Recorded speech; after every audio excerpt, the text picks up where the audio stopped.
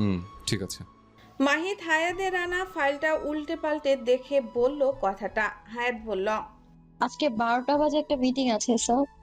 আর কি গ্রুপের সাথে? মাহিত ফাইল নাড়তে নাড়তে বলল, ক্যান্সেল করে দিন। শুধু আজ নয়, ওদের সাথে আর কখনো কোনো মিটিং রাখবেন না। ওদের সাথে আমি আর চুক্তি করতে রাজি নই, জানিয়ে দেবেন সেটা। হায়াত অবাক হয়ে বলল, কিন্তু স্যার ওটা অনেক বড় একটা ডিল। আপনি একটু সুযোগ দিলেই দেখি আপনার মুখে খই ফুটে।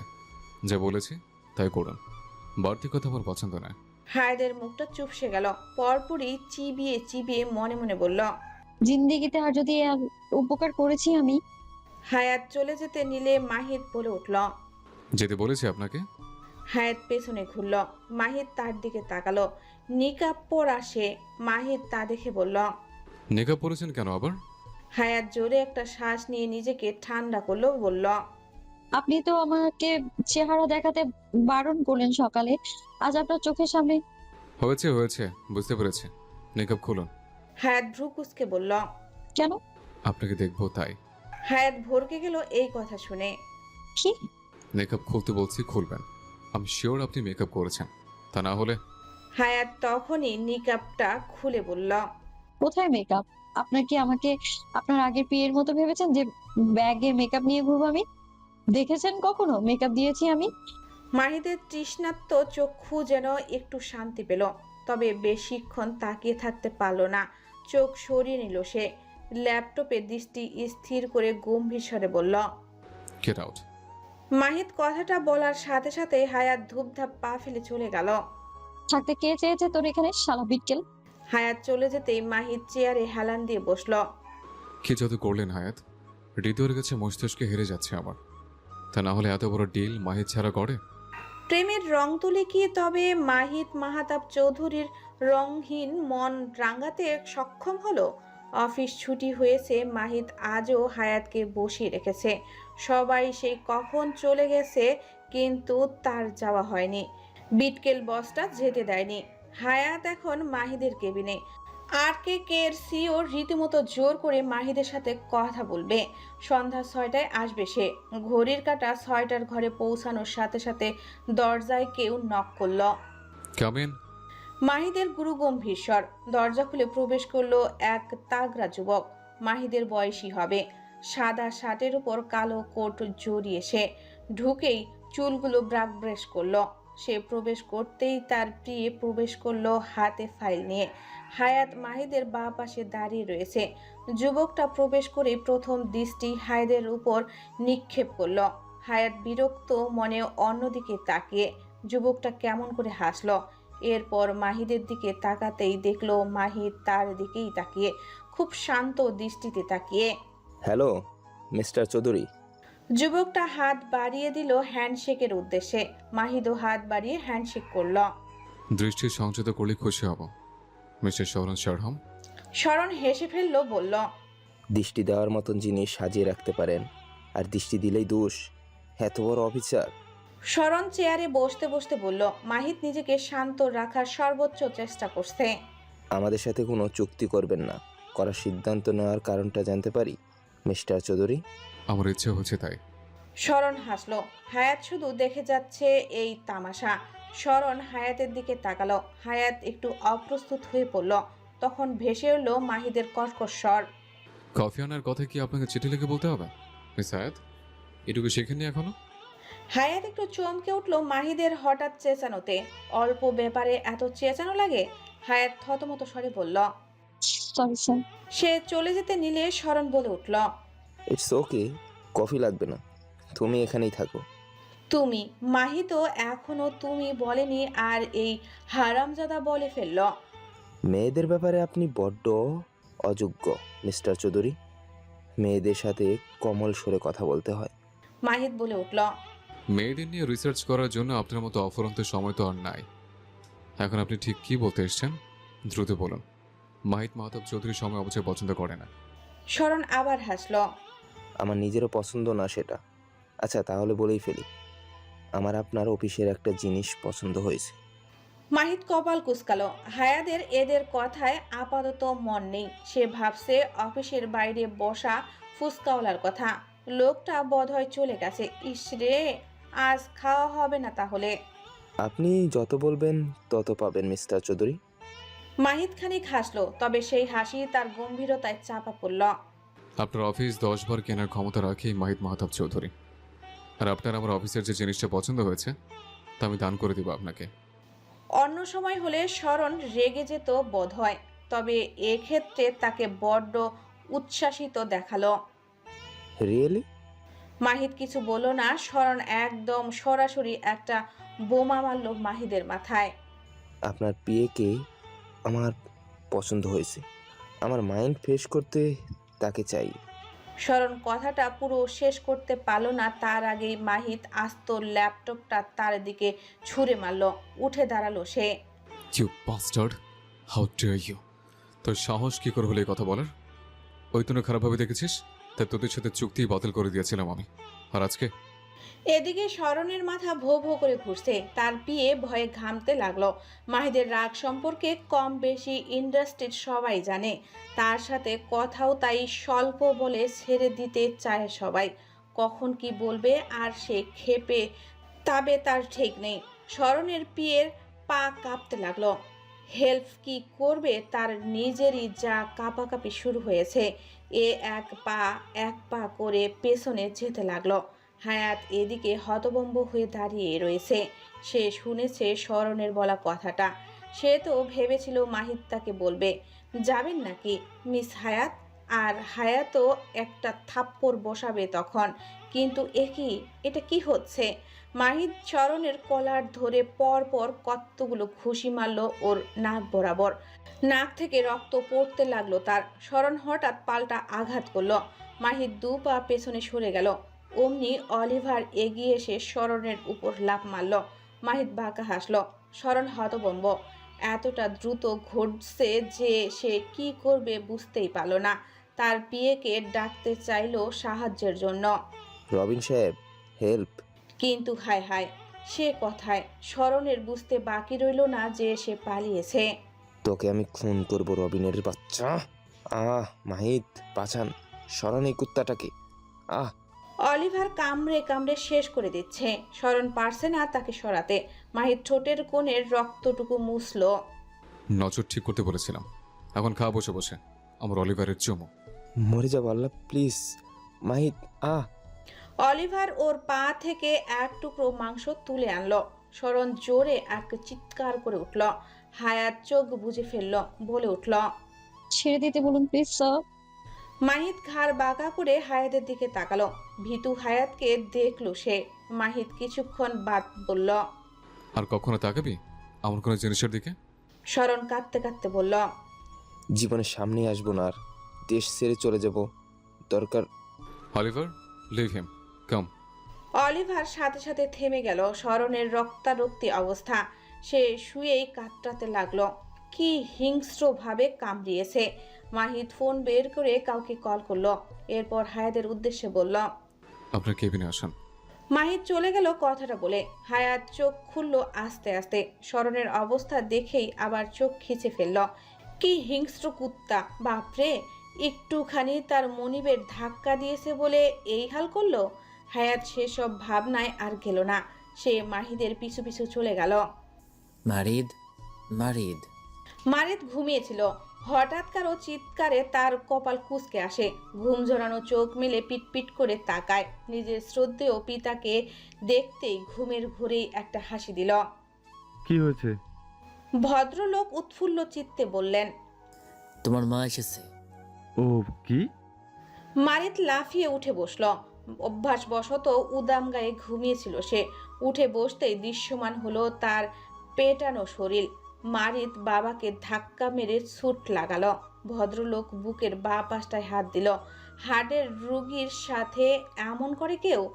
এ নাকি আবার হার্টের ডাক্তার। আম্মু, আমার আম্মা জান। চেঁচাতে চেঁচাতে যেতে লাগলো সে। ভুলেই গেল যে তার পরনে শুধু একটা 3/4 প্যান্ট। সে নিচে ড্রয়িং রুমে আসতেই থমকে গেল। এক গাদা লোক দেখে তার হাসি উধাও হয়ে গেল। তবে এক গাদা লোকের মাঝে নজর পড়ল তার মায়ের দিকে। একটা মেরুন রঙের জামদানি শাড়ি তার পরনে, চোখে পাতলা ফ্রেমের চশমা। এক পায়ের উপর আরেক পা তুলে বসে রয়েছেন তিনি। ছেলেকে দেখেই মাহিরা বেগমের মুখে হাসি ফুটে উঠল। কাম বেটা। সবাই মারিদের দিকে তাকালো। মারিদ গেল না। তার চোখ জুড়ে বিরক্তির দেখা যাচ্ছে। এই একগাদা অপরিচিত লোকের মধ্যে একজনকে সে চিনে। সেম হসপিটালের ডাক্তার, যে আবার মারিদের পেছনেও ঘুরছে কয়েকদিন এই মেয়ে। মারিদ কতবার বলেছে তার বউ আছে, তারপরও এই মেয়ের সাহস হলো কি করে তার বাড়িতে আসার? সে তো জানে কিসের জন্য এসেছে। মারিদের চোয়াল শক্ত হয়ে গেল। তার হানি যদি দেখে এই মেয়েকে, তাহলে সে কষ্ট পাবে না? আপনি কি করছেন এখানে, ডক্টর আরিয়া? আরিয়া এদিকে হা করে মারিদের দিকে তাকিয়ে উদাম গায়ে ছেলেটাকে দেখে খানিক লজ্জাও পেয়েছে সে। তবে নির্লজ্জ চোখ বারবার তার পানে চলে যায়। মেয়েটা মারিদের প্রিয় রং স্কাই ব্লু রঙের একটা শাড়ি পরেছে। মারিদ কি তা খেয়াল করেছে? এদিকে আরিয়া জবাব দেওয়ার আগেই মাহিরা বেগম বলে ওঠেন, এদিকে আসো তুমি। তোমার শার্ট কোথায় বেটা? মারিদ এতক্ষণে খেয়াল করলো ব্যাপারটা। ভালোই তো, নিজের বডি দেখাচ্ছ। আজকে শুধু কথা বলতে এসো আমার সাথে। হঠাৎ পরিচিত সেই মেয়েলি শটটা শুনতেই মারিদ উপরের দিকে তাকালো। খানিকটা অন্ধকার সেখানটায়, তবে মারিদ দেখতে পেল তার হানিকে। সে দাঁত দিয়ে জিভ কেটে উপরে দৌড় দিল। উপস্থিত সবাই হেসে ফেলল। আরিয়া লাজুক হাসে। তার দুজন কাজিন এসেছিল সাথে, তারা মজা উড়াতে লাগলো। আরিয়া লজ্জায় আড়ষ্ট হয়ে যায়। বরুণ চৌধুরী নিচে এসেছিলেন সবে। মাহিরা বেগম বলে উঠলেন, চা নিয়ে আসো বরুণ। বরুণ চৌধুরী থমকে দাঁড়ালেন। বাড়ির বউ কি বরুণ চৌধুরী নাকি? সে কেন বানাবে? এই মহিলা সব সময় তাকে খাটায়। এর একটা কিছু করাই লাগবে। সে কিছুতেই চা বানাবে না। অতিথিরা কি মনে করবেন? বানাবে না চা। মনে মনে এসব বলতে বলতে সে চা বানাতে চলে গেল। সবাই একটু অদ্ভুতভাবে তাকালো। বাহিরে বিদ্যুৎ চমকাচ্ছে, বাতাসের বেগও বেড়েছে। হায়াত আর মাহিত হায়াদের কেবিনে বসে রয়েছে। হায়াত ফাস্টেস্ট বক্স নিয়ে এসেছে। কাপা কাপা হাতে মাহিদের হাতটা ধরে সে। খুব আলতোভাবে ড্রেসিং করতে লাগলো। এরপর সে করতো না, কিন্তু মাহিত তো তার জন্যই শরণকে মারতে গিয়ে আঘাতটা পেয়েছে, তাই একটু মায়া হয়েছে বোধহয়। মাহিত এদিকে এক দৃষ্টিতে হায়াতের দিকে তাকিয়ে, কপালে খানিকটা ভাঁজ পড়েছে তার। হায়াত ফু দিতে লাগলো মাহিদের হাতে। মাহিদ চোখ বুজে ফেলে। ভেতরে কম্পন শুরু হয়ে গেছে তার। হৃৎপিণ্ডটা ঢোলের মতো বাজছে। না আর সন্দেহ নেই, মাহিদ মাহতাব চৌধুরী মনের রং লেগেছে, প্রেমের রং। হায়াত এদিকে মাহিদের হাতটা সুন্দর করে ড্রেসিং করে যেই না ব্যান্ডেজ দিয়ে মরাতে যাবে, অমনি বাহিরের এক আলোয় ঝলকানি দেখা দিল আর বিদ্যুৎ চলে গেল। হায়াত ভয়ে মাহিদের হাত কাটা জায়গাটা চাপ প্রয়োগ করে আর্তনাদ করে উঠল। ওরে বাবা গো! মাহিদ ব্যথায় মুখ খিচে ফেলে কিন্তু শব্দ করে না। হায়াত ভয়ে দু হাত জাপটে ধরল মাহিদের হাত। এটা কি হলো স্যার? জেনারেটর অন হচ্ছে না কেন? আমার অন্ধকারে ভয় লাগে। মাহিদ সমুদ্রের ন্যায় শান্ত স্বরে বলল, জেনারেটর নষ্ট, আগামীকাল ঠিক করতে আসবে। আপনি তো জানেন না সেটা। হায়াদের মাথায় বাজ পড়ল। ও অস্থির চিত্তে বলতে লাগলো, আমি বাসায় যাব, আমায় দিয়ে আসেন স্যার। মাহিদ পকেট থেকে ফোন বের করে ফ্ল্যাশ অন করে। হায়াত ঘেমে নিয়ে একাকার হয়ে গেছে। মাহিদ লাইটের আলোয় ওর ঘামাক্ত চেহারাটা দেখে একটা শুকনো ঢুক গিলল। মেয়েটা এত সুন্দর, অথচ সে আগে খেয়ালই করেনি কোনোদিন। তার ডার্ক সার্কেলগুলো মাহিদের আজ ভালো লাগছে। আসলেই হায়াত সুন্দর, নাকি তার প্রেমিক সুলভ চোখ দিয়ে দেখছে বলে তা আজ উপলব্ধি হচ্ছে মাহিদের জানা নেই। তবে এই মুহূর্তে তার মনে হচ্ছে হায়াদের থেকে সুন্দরী কোনো মেয়ে সে কখনো দেখেনি। ভয় পেলেও কাউকে এত ভালো লাগে? হায়াত মাহিদের দিকে তাকাতেই খেয়াল করলো মাহিদ তার দিকে অপলক দৃষ্টিতে তাকিয়ে রয়েছে। সে একটু অপ্রস্তুত বোধ করলো। ঝট করে মাহিদের হাতটা ছেড়ে দিল। এতটা কাছে কখন চলে আসলো সে? মাহিদ হুঁশে এলো, তবে চোখ সরালো না। কেমন একটা স্বরে বলল, আপনার হাজব্যান্ডের মাথা নষ্ট মিস হায়াত। আপনার মতো অ্যাটম বোমকে কি করে ডিভোর্স দিল? হায়াত ভ্রু কুঁচকে ফেলে এহেন প্রশ্নে। Atom bomb? কি বলছেন এসব? মাহিত নিজের মতোই বলতে লাগলো। আপনি হুবহু পান্ডার মতো দেখতে মিস হায়াত। ফলে ফলে গাল দুটো টেনে দেওয়ার লোভ সামলানো অনেক মুশকিল। আপনার হাজব্যান্ড সেই সুযোগগুলো পেয়েও কি করে হাতছাড়া করলো, আমার জাস্ট মাথায় ঢুকছে না সেটা। হায়াতের দিকে হা করে তাকিয়ে রইল তার দিকে। এসব কি বলছে এই লোক? সকালেও বাজে বকছিল, এখন কি সব বলছে? পাগল হয়ে গেল নাকি? আই থিংক আপনার রেস্টের প্রয়োজন। বাসায় চলুন। আমার বাসায় যাবেন? হায়াতের চোয়াল ঝুলে পড়ল। সে বলল, আমি আপনার বাসায় কেন যাবো? আশ্চর্য। ও হ্যাঁ, তাই তো। আমাদের তো এখনো বিয়ে হয়নি। বিয়ে? হায়াত এবার মহাকাশ থেকে বলল। কি সব বাজে বলছেন? নেশা করেছেন নাকি? মাহিত নিজেও বুঝতে পারছে না সে কি বলেছে। প্রথম প্রেম তো, আসলে কিভাবে কথা বলবে, কি দিয়ে শুরু করবে বুঝতে পারছে না। যে জায়গায় আবার প্রেম শব্দটা তার ডিকশনারির বাহিরে। আচ্ছা, সে কি এখনই বলে দিবে, নাকি হায়াদের সাথে একটু নরম সুরে কথা বলে ওকে পটাবে? এই শব্দটাও নতুন নতুন। মাহিত হঠাৎ বলে উঠল, আপনি জীবন নিয়ে নতুন করে কিছু ভাবেননি মিস হায়াত? মানে দ্বিতীয় কোনো? হায়াত বুঝতে পারছে না মাহিত এসব কি বলছে আর কেনই বা বলছে। তবে ধারণা একটা করেছে সে, কিন্তু এত তাড়াতাড়ি আবার প্রেম হয়? এর মতো একটা গম্ভীর নাক উঁচু কিনা তার প্রেমে পড়বে? ব্যাপারটা কেমন সিনেমাটিক হয়ে গেল না? তখনই মাহিত বলে উঠল, মিস হায়াত, আপনি আমার ভুলভাবে নিয়েন না আমার কথা। আপনি অনেক ভালো একটা মেয়ে, বয়সও কম। যদি ভাবেন তাহলে বলবেন, আপনাকে নতুন জীবন গড়ে দেব আমি। আপনি 2বার আমার প্রাণ বাঁচিয়েছেন, সেজন্যই আর কি, নাথিং এলস। হায়াতের ভাবনা সেকেন্ড ব্যবধানে ভুল প্রমাণিত হয়ে গেল। সে কাট কাট গলায় বলল, কোনো দরকার নেই। মানুষের জীবনে শিক্ষা একবারই যথেষ্ট। আর আপনি অলরেডি যে জীবন গড়ে দিয়েছেন আমার, আমি এতেই ধন্য। মাহিত বুঝলো হায়াত একটু খচা মেরেই বলেছে কথাটা।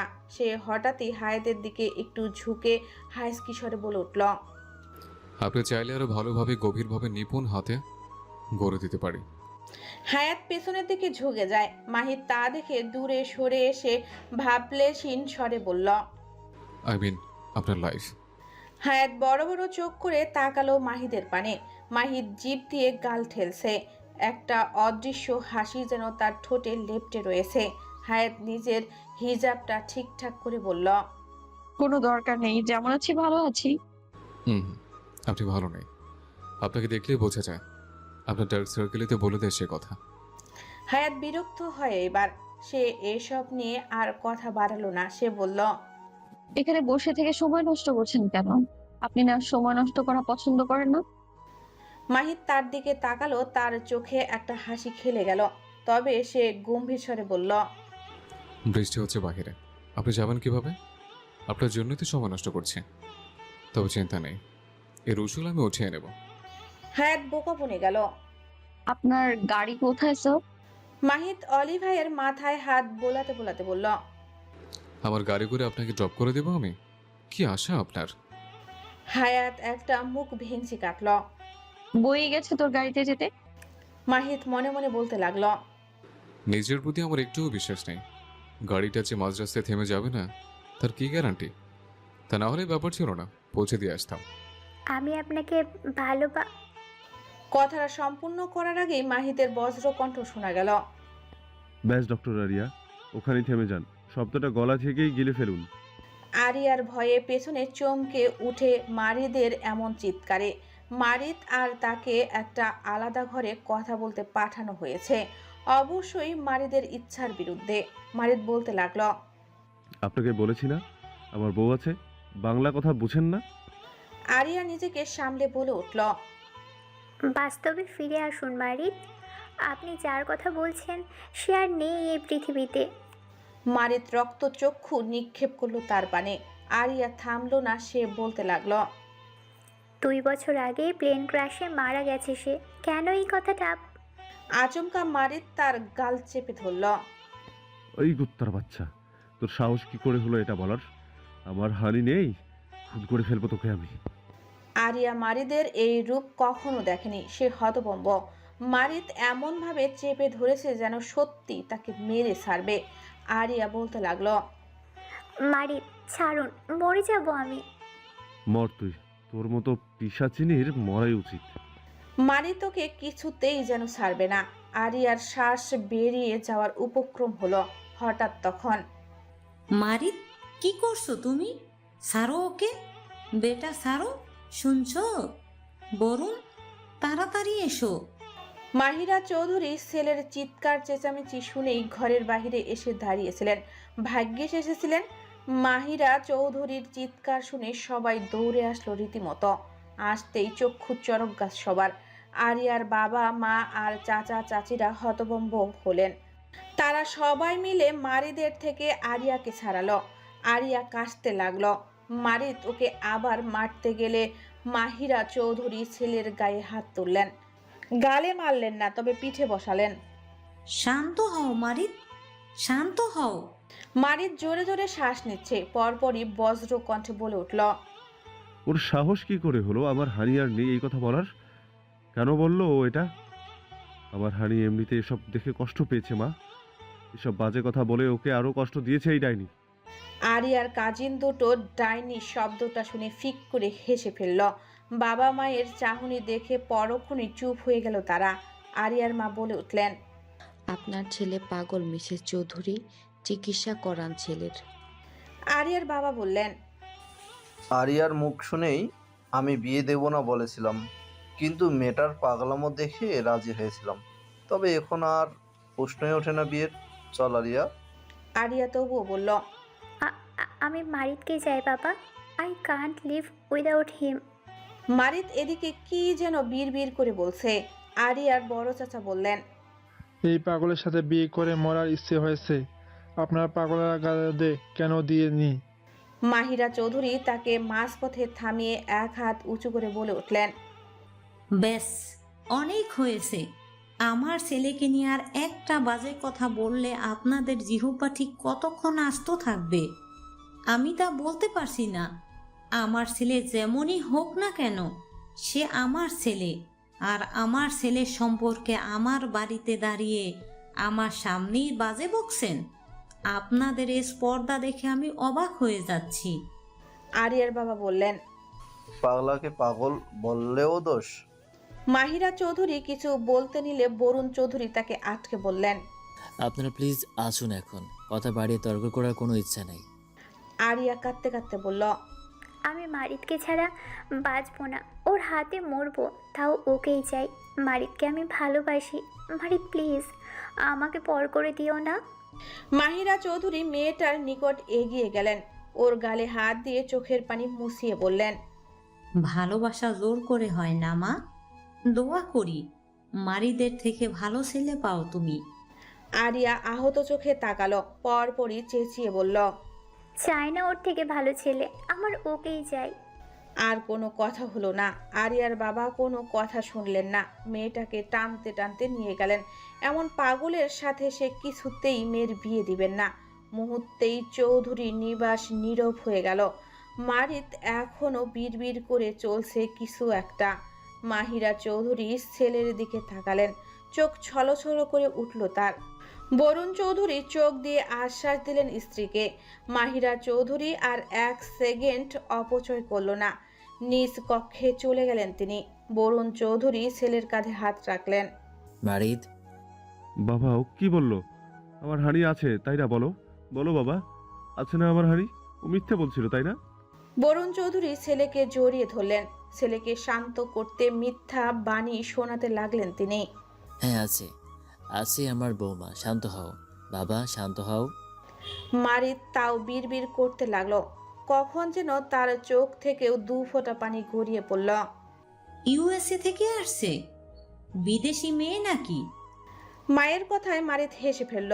বলল, আরে না, খাঁটি বাঙালি।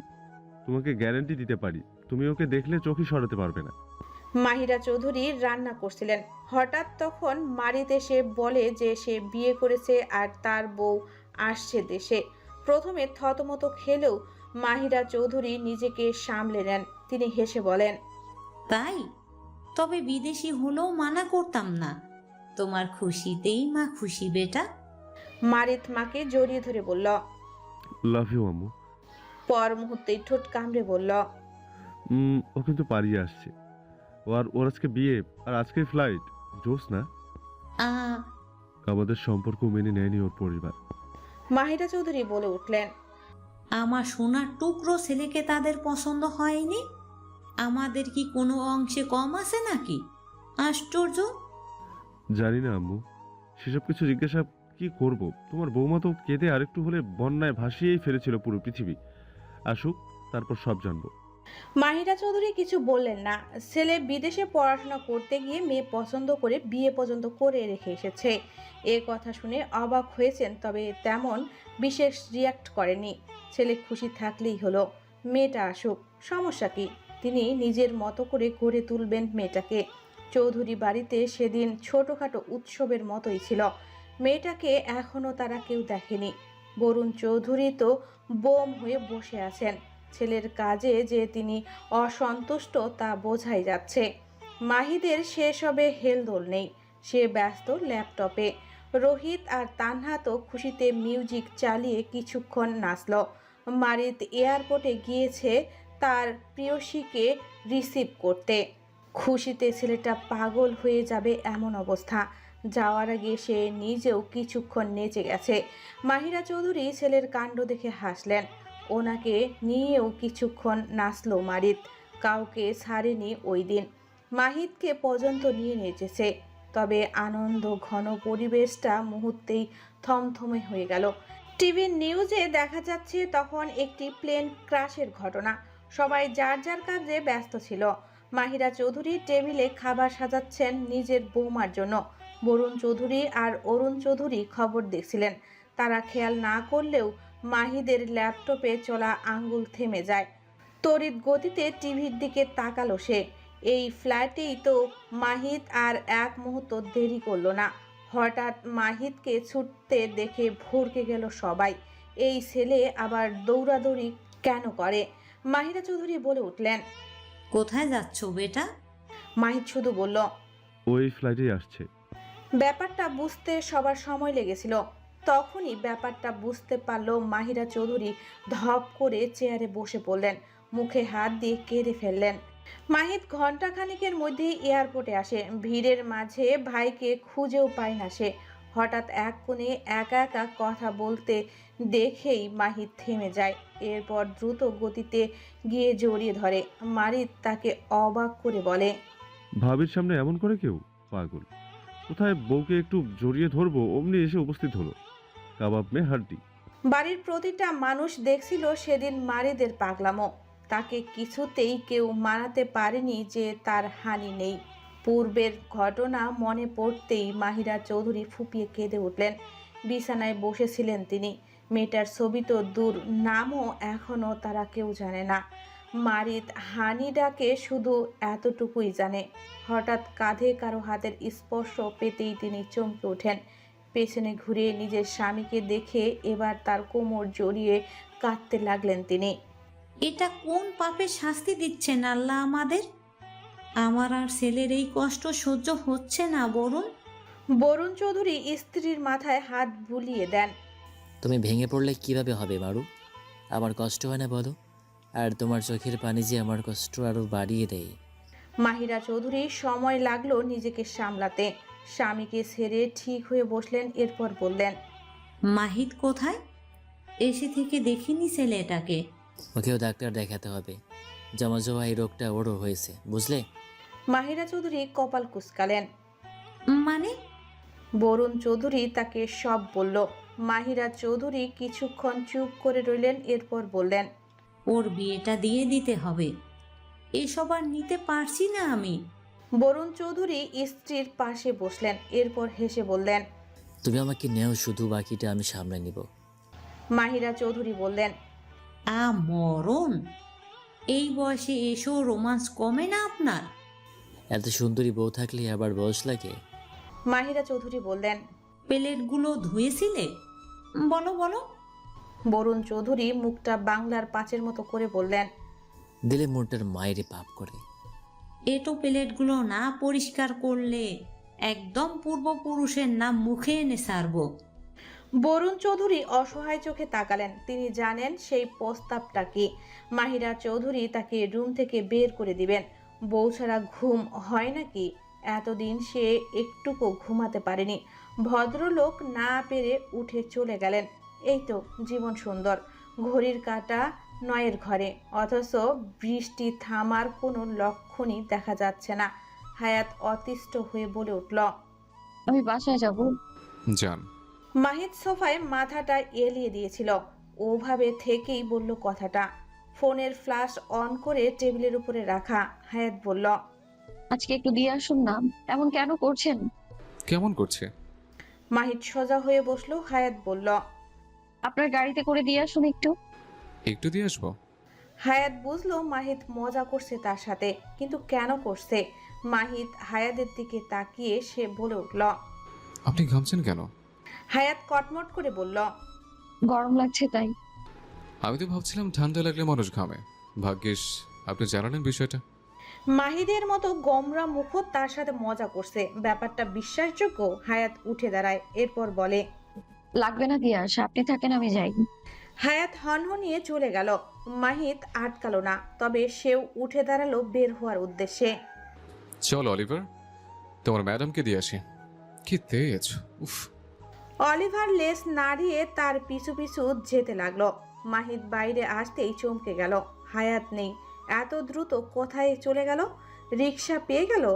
মাহিদের মন মানছে না। ধুর, কেন যে ওর সাথেই আসলো না? মাহিদের নিজের উপর রাগ হচ্ছে। হঠাৎ পায়ের নিচে কিছু পড়তেই মাহিদ হকচকিয়ে পা সরিয়ে ফেলে। ফোন? মাহিদ কাদায় মাখা ফোনটা তুলল। উপরের ফাটা গ্লাস দেখতেই চিনে ফেলল। এটা তো হায়াতের ফোন। What the fuck? হায়াত? ভাই, আমার জানালার পাশে বসতে দিন। লোকগুলো হতভম্ব হয়ে হায়াতের দিকে তাকালো। আমি জানালার পাশেই বসবো। মিস লুনা, আপনি বলুন না কিছু। সামনের ড্রাইভারের পাশের সিটে বসা লুনা চমকে উঠল। তার মুখে তো মাস্ক ছিল। মেয়েটা চিনল কিভাবে? তবে চিনেই যখন ফেলেছে, তখন আর লুকিয়ে কি হবে? সে বলল, একদম চুপ থাকো বেয়াদব, বেশি বললে এখানে মেরে খবর দিয়ে দিব। এটা কিন্তু ঠিক না মিস লুনা, আর একটু ফিল্ম স্টাইলে, লাইক আমি বাঁচাও বাঁচাও বলবো। এই মেয়ের মুখ বাঁধো এক্ষুনি। আচ্ছা, আর বলবো না। হায়াত চুপসে গেল। আজকের দিনটাই ভালো না তার। ফোনটাও কাদায় জলে পড়েছে তখন ধস্তাধস্তিতে। হঠাৎ জোরে একটা শব্দ হতেই গাড়িটা থেমে গেল। পরপর আরও দুটো শব্দ হলো এমন। টায়ার পাঞ্চার হয়ে গেছে। লুনা কপাল কুঁচকালো। এটা কে করলো? হঠাৎ একটা গাড়ি পেছন থেকে তাদের গাড়ির সামনে এসে রাস্তা আটকালো। লুনা ভরকে গেল। হায়াত হতাশার সুরে বলল, যা, পৌঁছানোর আগেই বাঁচাতে চলে আসলো। জীবনে সিনেমা দেখেনি, কিন্তু আসলোটাকে? আমার তো হিরো নেই। সামনের গাড়িটা থেকে তখন একটা অববয়কে নামতে দেখা গেল। হায়াতও দেখার চেষ্টা করলো, কিন্তু অববয়টা যার রূপ ধারণ করতে চাইছে হায়াত তা বিশ্বাস করতে চাইছে না। এ কথা থেকে আসলো। তাদের গাড়ির হেডলাইটের আলোয় ধীরে ধীরে অববয়টা স্পষ্ট হতে লাগলো। সে একটা বন্দুক তাক করে আছে তাদের দিকে। লুনা নিজের লোকটাকে কিছু যে করতে বলবে সেটা বলার শক্তি যেন হারিয়ে ফেলল। সে একবার সামনে তাকাচ্ছে তো একবার পেছনে হায়াতের দিকে তাকাচ্ছে। নিজের চোখকে বিশ্বাস হচ্ছে না তার। ভূত দেখেছে নাকি? গাড়ির ভেতরে হায়াত থাকলে বাহিরে ওটাকে। বৃষ্টির তেজ বাড়ল। ঝড়ো হওয়ার সব কিছু তোলপাড় হয়ে যাচ্ছে। মাহিদ পাগলের মতো রাস্তার এপাশে ওপাশে দেখছে। ড্রাইভও করতে পারছে না ঠিক মতো। কিন্তু হায়াতকে যে কিডন্যাপ করলো সে তো এখনো হায়াতের সাথে কোনো সম্পর্কে জড়ায়নি যে তার কোনো শত্রু ওর ক্ষতি করবে। স্মরণও তো তার জিম্মায়। তাহলে সিসিটিভি ক্যামেরায় তো স্পষ্ট দেখা গেল যে হায়াতকে কেউ জোর করে গাড়িতে তুলে নিয়ে যাচ্ছে। মাহিদের মাথা কাজ করা বন্ধ করে দিল যেন। মাহিদের ওই দিনের অনুভূতিটা আজ যেন অনুভব করতে পারছে। মাহিদ মাহতাব চৌধুরী তবে প্রেম নামক বিষ পান করতে সক্ষম হলেন। মাহিদ গাড়ির ব্রেক কষে জোরে জোরে শ্বাস নিচ্ছে সে। টাইয়ের নটটা ঢিলে করলো সে। বড্ড অস্থির স্বরে আওড়ালো, কোথায় আপনি হায়াত? এই পাথরের হৃদয়ে ফুল ফুটে হারিয়ে যাবেন না প্লিজ। আল্লাহ প্লিজ সেভ হার। হঠাৎ নিজের বুকে কারো স্পর্শ পেতেই মাহিদ পাশে তাকায়। অলিভার তার একটা পা মাহিদের বুকে দিয়েছে, যেন বোঝাতে চাইছে, তুমি ভেঙে পড়ো না, আমি আছি তো। পরপর লাফিয়ে মাহিদের কোলে উঠে নিজের মাথাটা তার বুকে রাখে, কাতর স্বরে ঘেউ ঘেউ করে। মাহিদ তার মাথায় হাত বুলিয়ে বলল, মিস হায়াতকে এনে দে অলিভার, আমার ভালো লাগছে না। অলিভার হঠাৎ ঘেউ ঘেউ করে উঠল, মাহিদের কোল থেকে লাফিয়ে পাশের সিটে আসলো, ঠেলে ঠুলে দরজা খুলতে চাইল। মাহিদ কপাল কুঁচকালো। অলিভার তার দিকে তাকিয়ে ঘেউ ঘেউ করতেই মাহিদ একটা শুকনো ঢোক গিলে দরজা খুলে দিল। অলিভারকে বৃষ্টির মধ্যে ছুটতে দেখে মাহিদ হকচকিয়ে গেল। সে কি ভেবে গাড়ি স্টার্ট দিয়ে তার পিছু যেতে লাগলো, কিন্তু অলিভার হায়াতের ঘ্রাণ চিনে নাকি।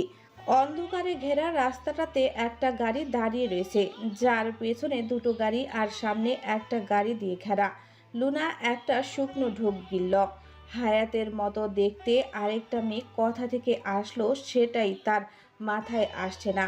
হঠাৎ পেছনের গাড়ি দুটো থেকে কতগুলো কালো পোশাকধারী লোক নেমে এসে তাদের গাড়ির দিকে বন্দুক তাক করলো।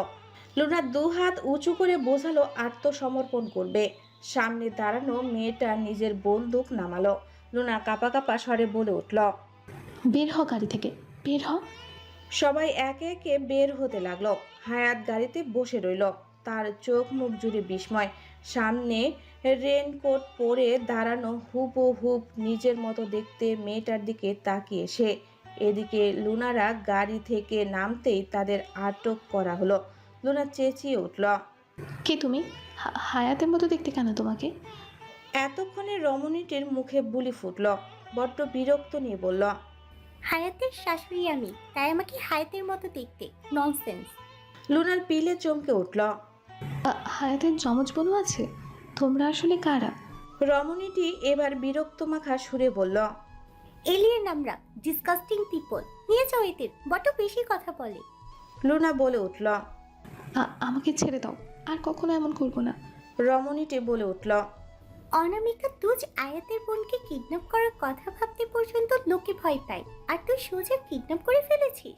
যেই মাথায় আমার বোনকে ক্ষতি করার কথা এসেছে, সে মাথাটাই তো আমি আর রাখবো কিনা সন্দেহ।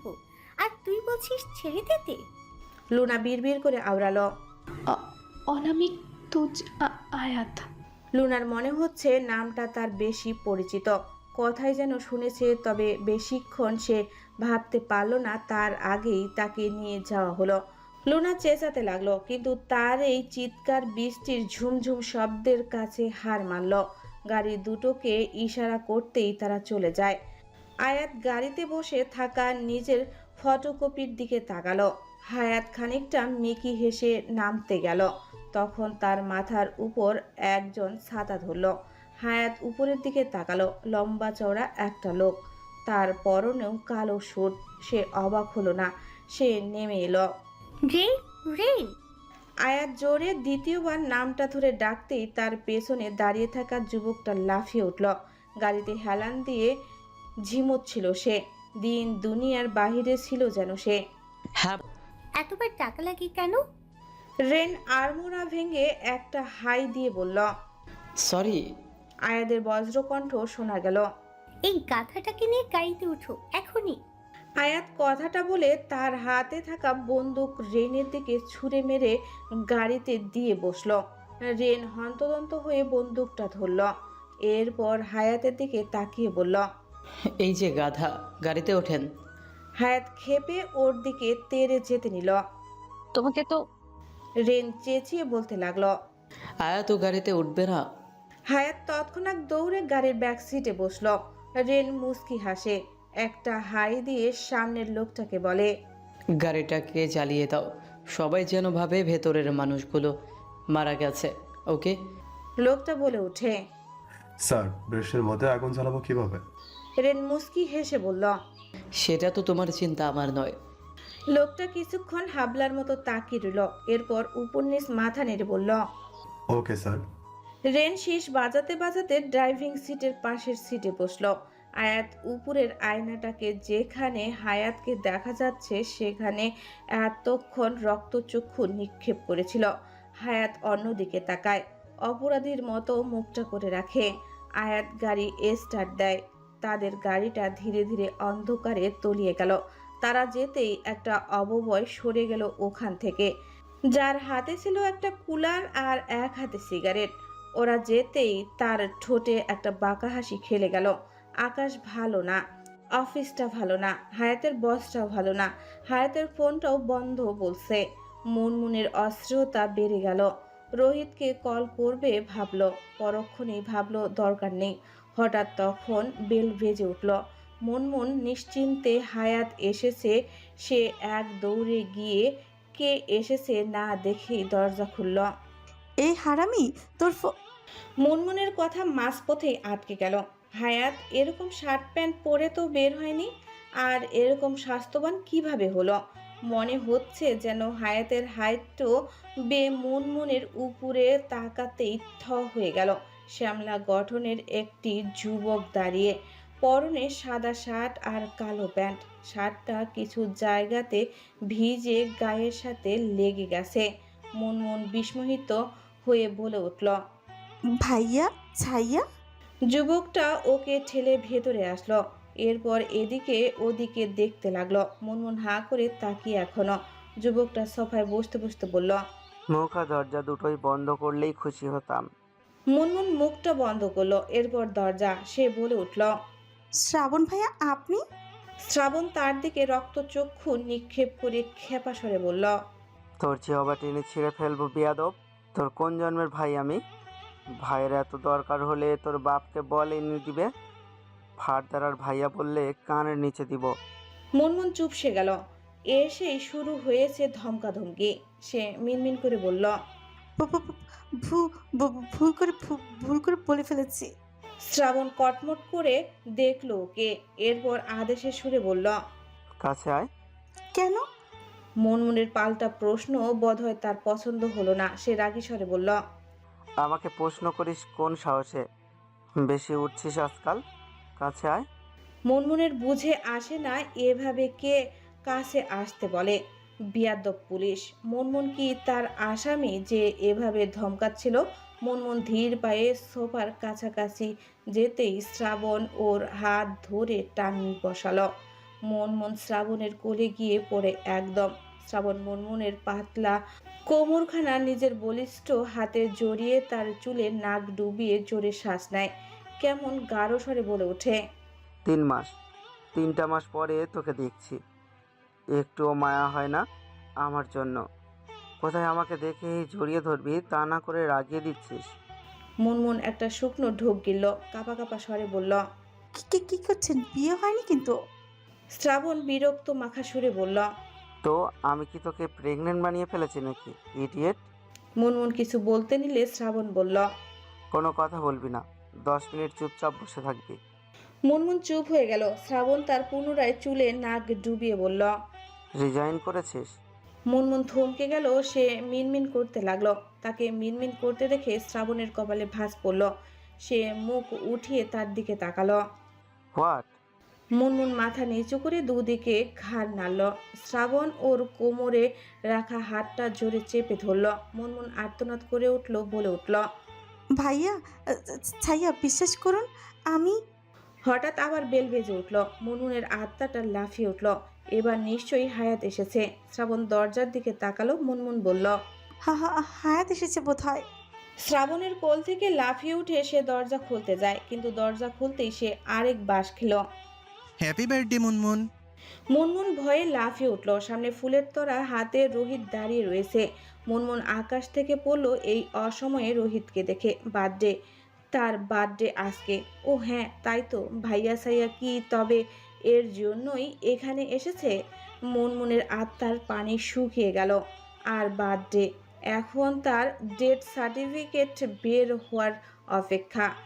একে কি বলে তবে, যেখানে বাঘের ভয় সেখানেই সন্ধ্যা হয়। একটা বিশাল আলিশান বাড়ির সামনে এসে থামলো হায়াতের গাড়িটা। পুরো রাস্তা কেউ একটা কথাও বলেনি। গাড়ি থামতেই আয়াত গাড়ি থেকে নেমে হনহন করে বাড়িটার ভেতর চলে গেল। রেন বাড়িটা দেখে বলল, সেই তো বাড়িটা। হায়াত আয়াতকে যেতে দেখে বলল, রেইন, তুমি এসেছো কবে? তোমার আসার পরের দিনই। আয়াত তোমাকে একা দেশে পাঠিয়ে শান্তি পাচ্ছিল না, বিকজ কথা দিয়ে তো আর হাল চাষ হয় না। হায়াত অমনি রেনের চুল টেনে ধরল। উষ্টা মেরে না পেছন ফাটিয়ে দেব। না হাত লাগছে, ছাড়ো। আর বলবা কখনো? না বললেই কি গাথা থেকে ঘোড়া হয়ে যাবে নাকি?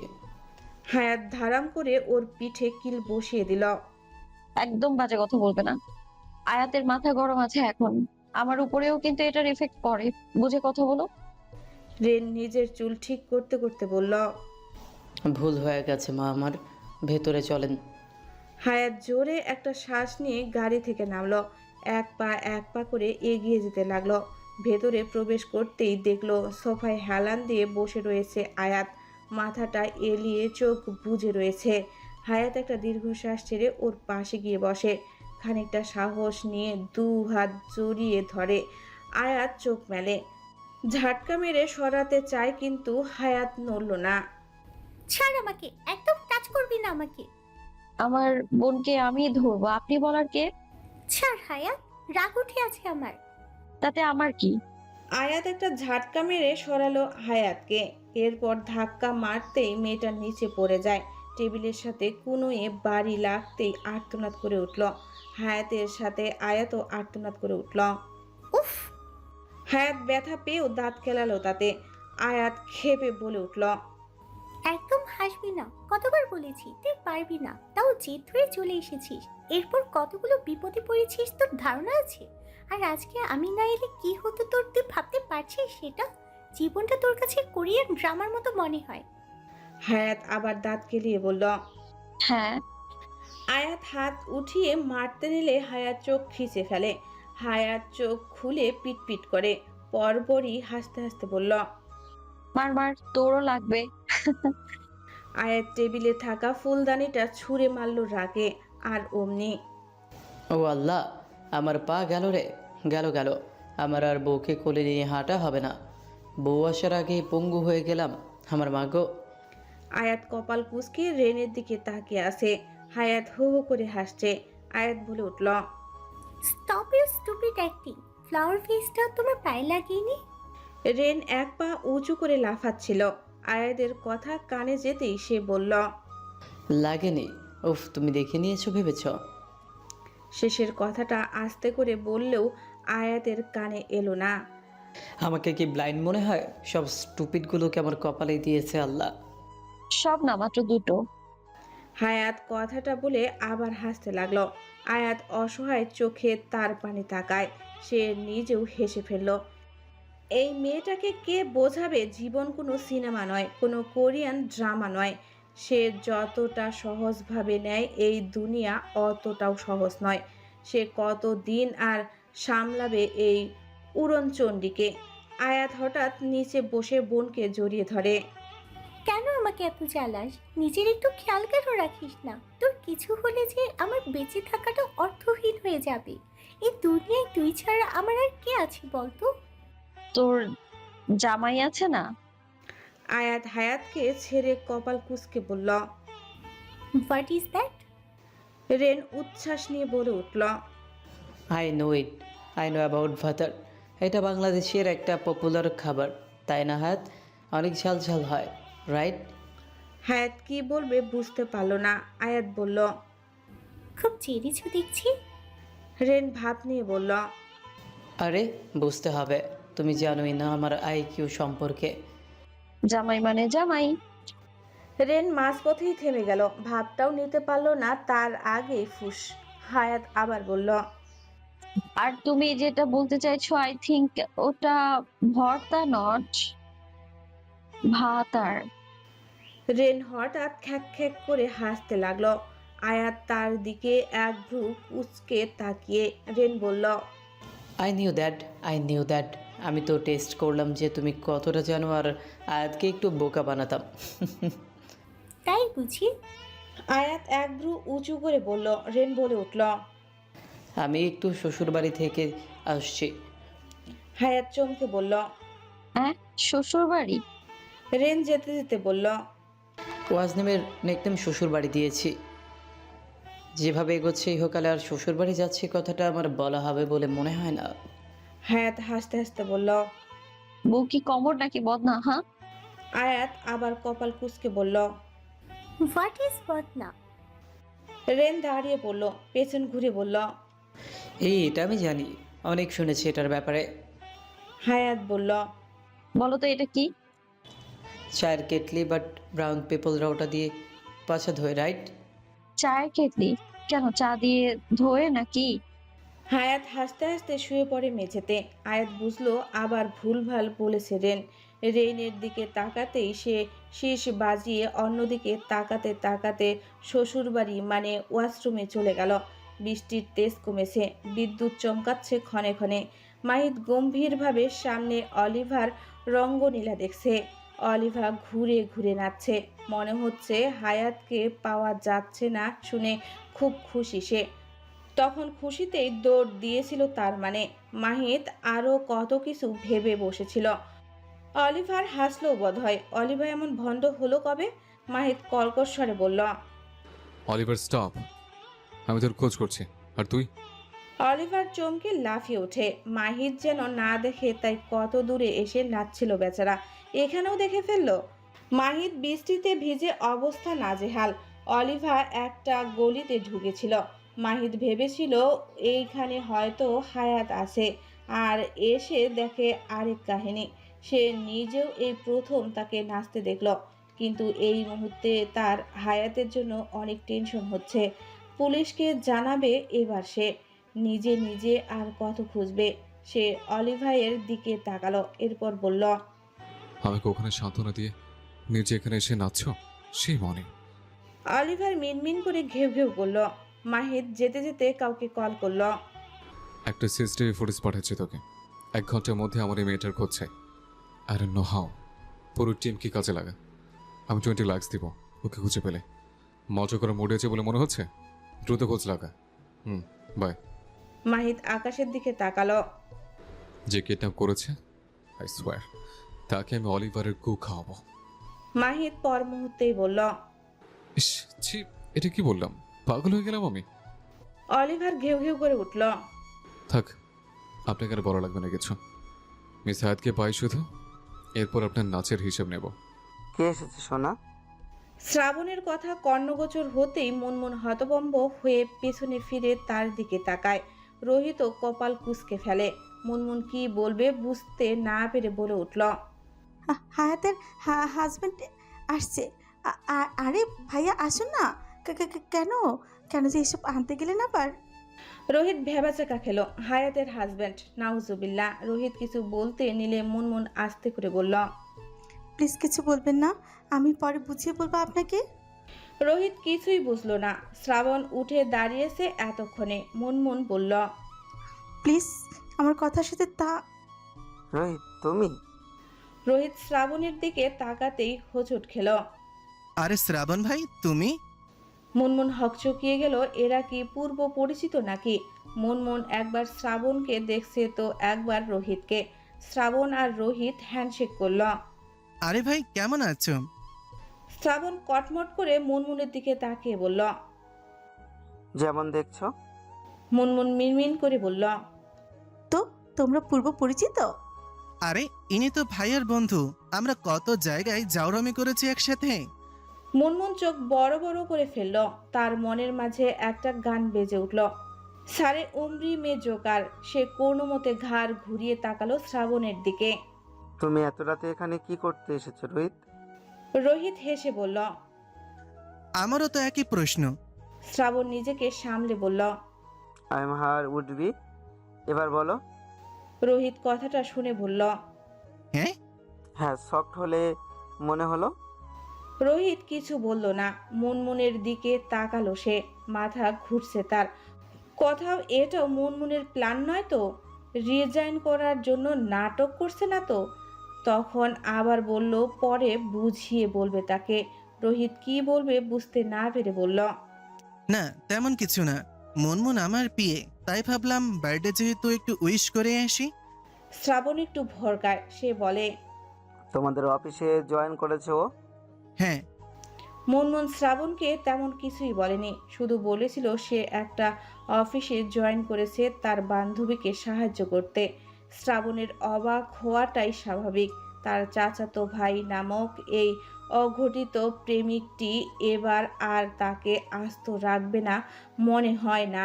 মুনমুন শুধু চাইছে হায়াত আসুক, ও অনেক ভালো করে সিচুয়েশন হ্যান্ডেল করতে পারে।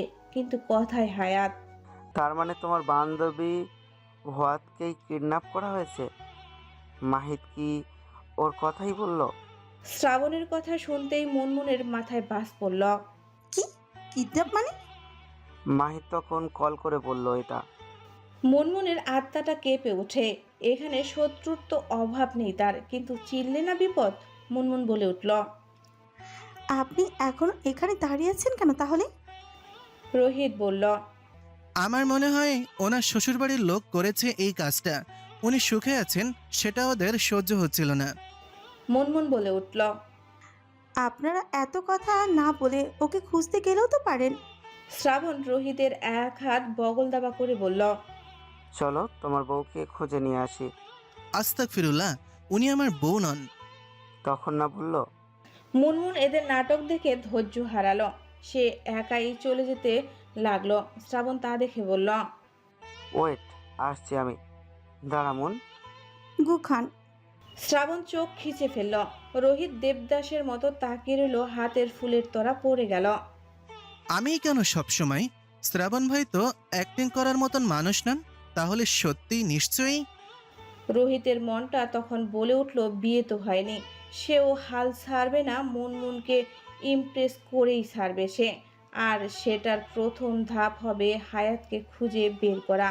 মুনমুন তাহলে রোহিতের উপর একদম ফিদা হয়ে যাবে। রোহিত সেটা কল্পনা করতেই চাঙ্গা অনুভব করলো। সে বলল। আমিও আসছি মুনমুন। যেতে নিয়ে জুতোর ফিতায় পা বেঁধে ধাপাস করে পড়ল ছেলেটা। হঠাৎ শব্দে ওরা পিছনে ঘুরে তাকালো। রোহিত স্পষ্ট শুনতে পেল মুনমুনের হাসির শব্দ। উচ্চ স্বরে হো হো করে হাসছে। রোহিত ফ্লোরের সাথে মিশে গেল লজ্জায়। ইস, সি সি সি, সে করবে আবার ইমপ্রেস। এক একজনের এক একভাবে কেটে গেল এই রাত। কারো পাগলামিতে, কারো হৃদয়ের চিনচিন ব্যথা নিয়ে, আর কারো শান্তিতে ঘুমিয়ে। ভোরের আলো আধারে কেটে যেতে লাগলো। পাখির কিচিরমিচির আওয়াজে প্রকৃতি দুলছে।